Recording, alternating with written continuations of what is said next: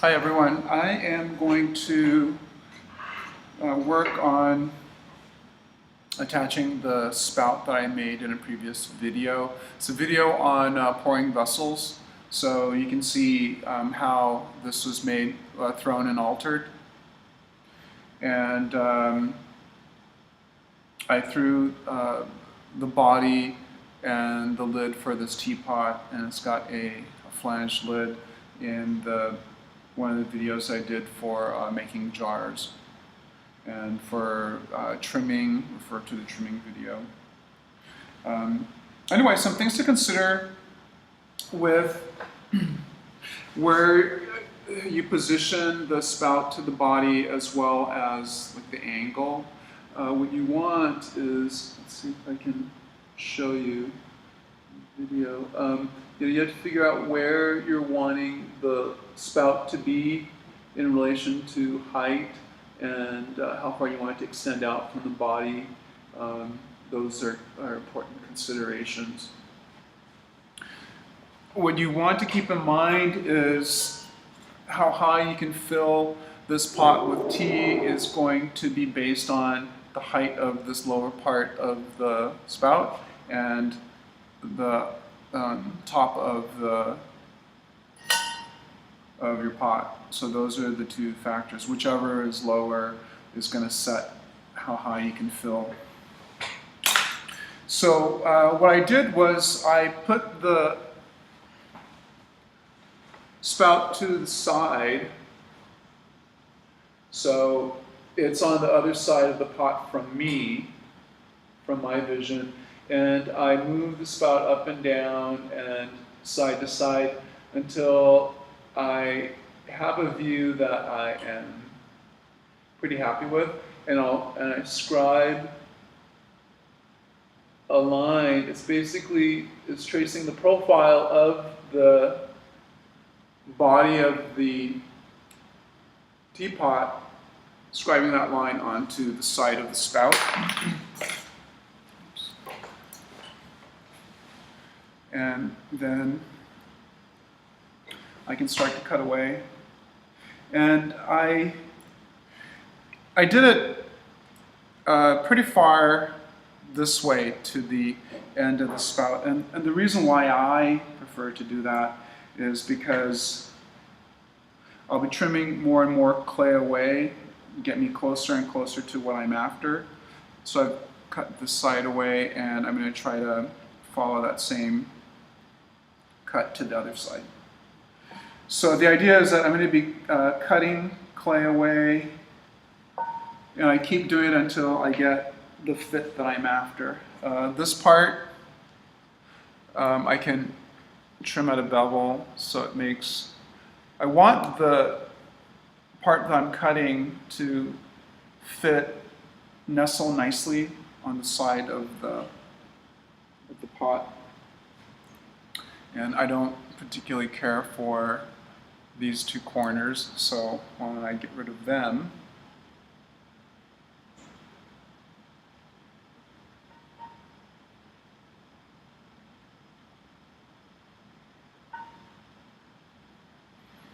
Okay, bevel cut.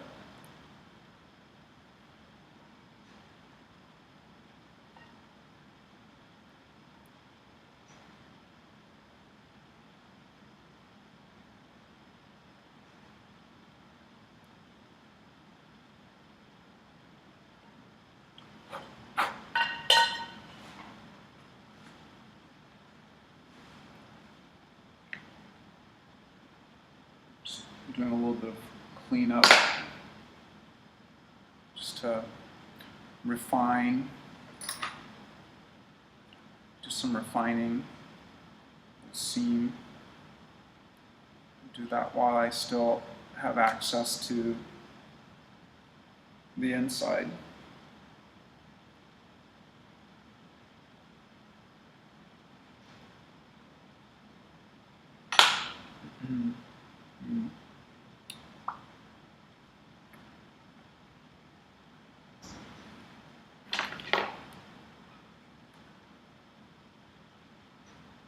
Just clean that up a little bit.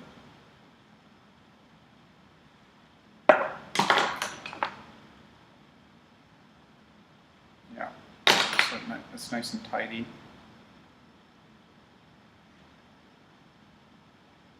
Okay. So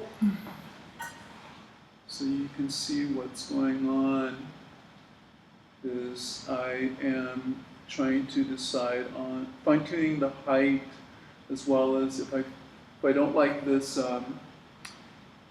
too much of this bulge showing, then I can trim that away.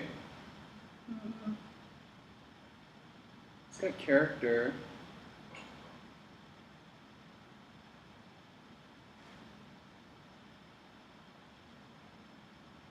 Okay. I think it's a little bit too pronounced.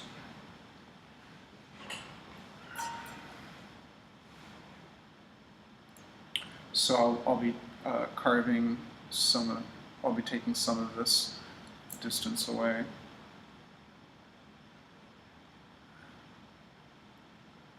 And I want to make sure that the cuts on either side are symmetric.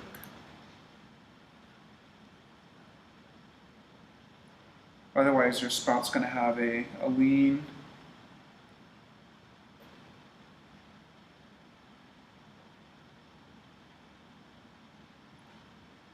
should take quite a bit away.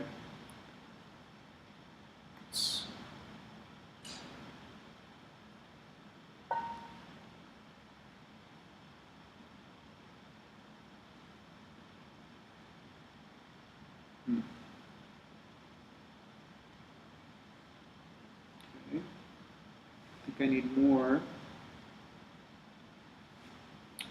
More. Try to go a little bit at a time, because if you carve too much away, it's going to be hard to add clay back.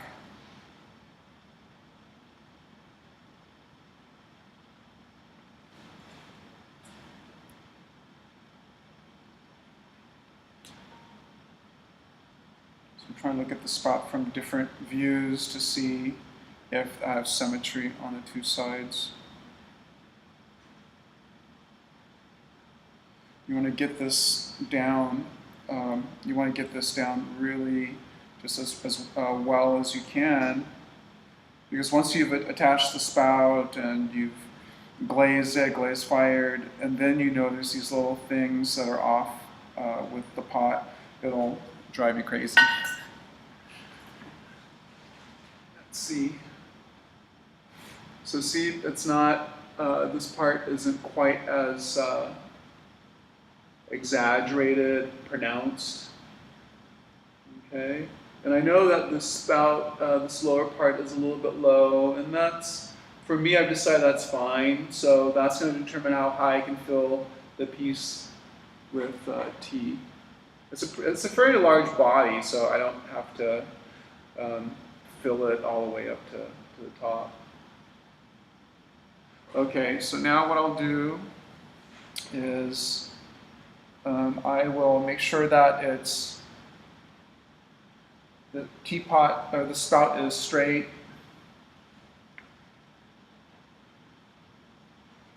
Okay, and then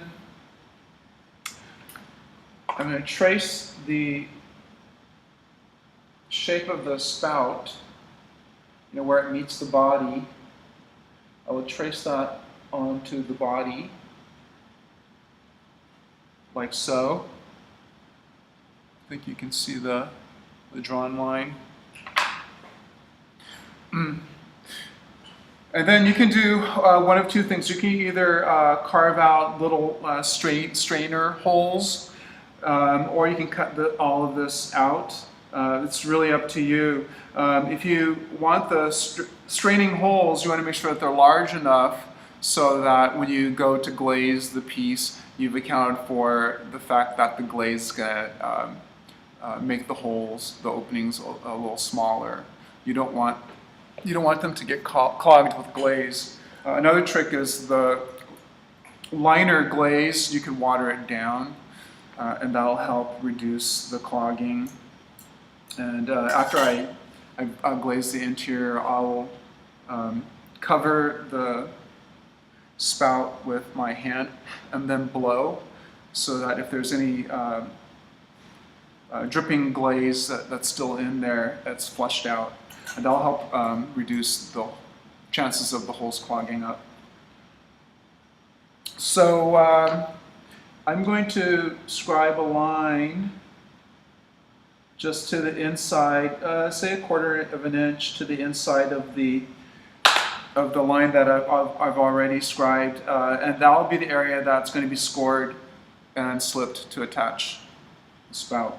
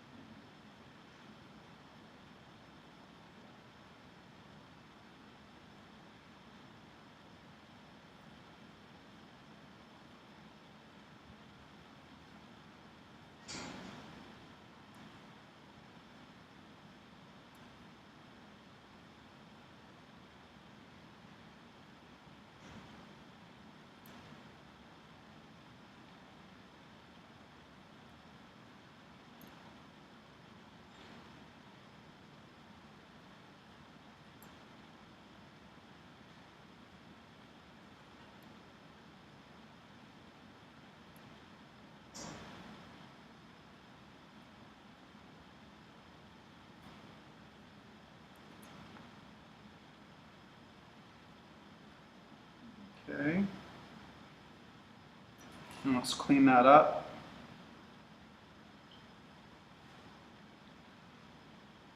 This part you're not going to have access to once you attach the spout, so let's get rid of the little burrs of clay. Now, from the inside of the body, you can knock those burrs off later, like when the teapot's dry, but just this outer part you need to deal with now.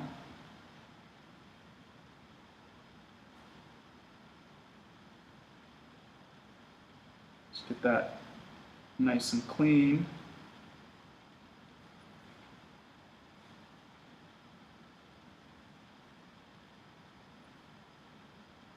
Okay. Use a little water in there just to tidy it up. Okay.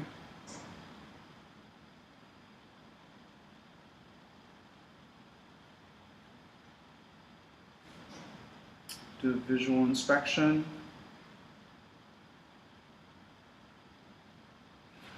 All right.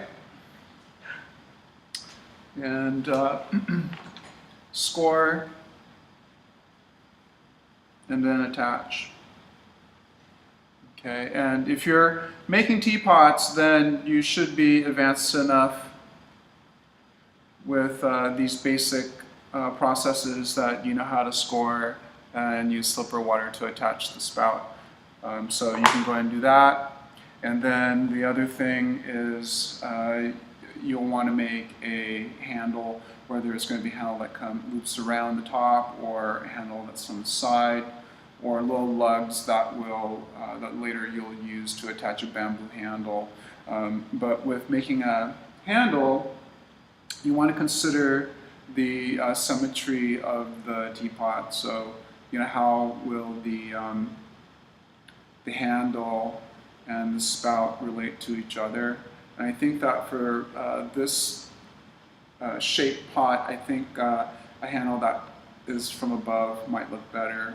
So I want to make sure that there's enough clearance for me to be able to get the lid off. So that's an important consideration.